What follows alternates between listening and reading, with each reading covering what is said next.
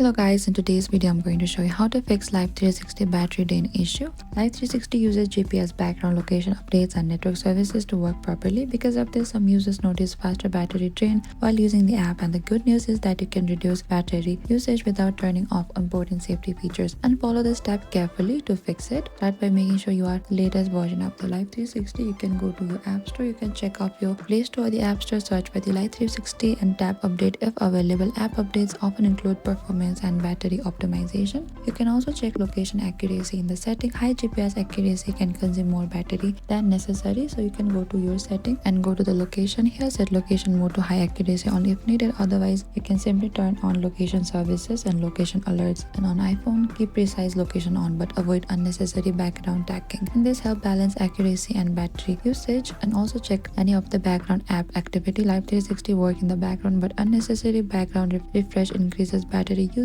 Thank you for watching this video. I hope I could help you. Don't forget to like, subscribe, and if you have any trouble or confusion, please comment down below and we will reach out to you very soon.